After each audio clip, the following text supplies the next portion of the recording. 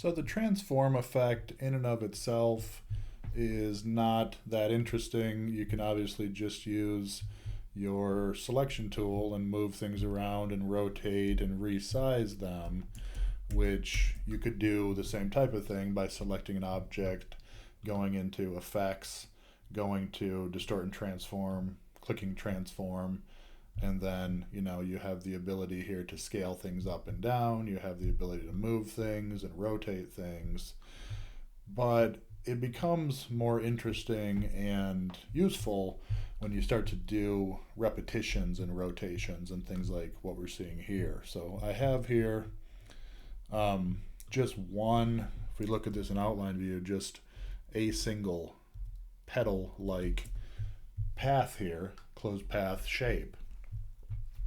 And then selecting it, have gone in and added a transform effect attribute into the stack of appearances.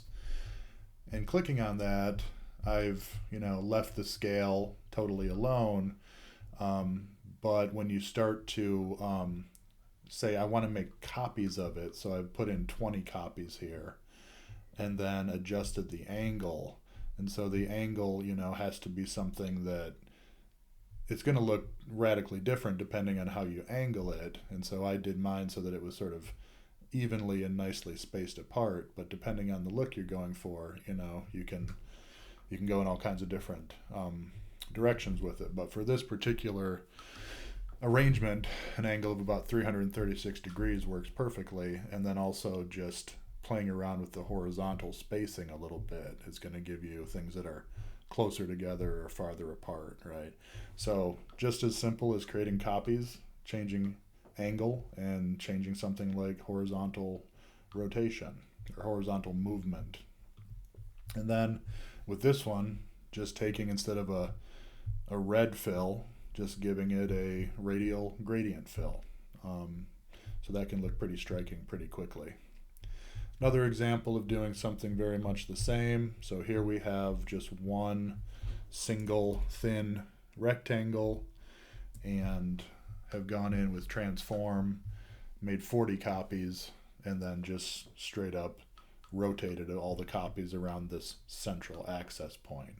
Now with these, you do have to keep this little grid in the bottom in mind. Otherwise, things will not rotate in a way that you might hope that they would.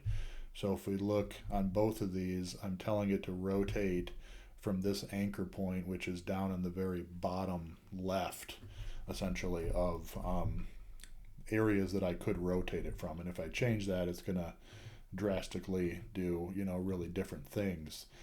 And that's a good thing because you can control the shapes in that way, very specifically, and come up with, like, this looks radically different than this, right? So as you're trying to control things, those are important to use correctly or experiment with. This exact same thing is happening with this one. So being very intentional about which of these I click on is going to make, very different arrangements potentially. Then what I did with this variation on it is just added a radial. I'll click on this, and it actually has what's called a clipping mask on it to hide part of the image that goes outside of this background rectangle. But without seeing that excess part hidden, this is what it looks like. It's just the same exact object as the black one, but it has a radial gradient fill on it, and then just behind it there is a simple shape. And so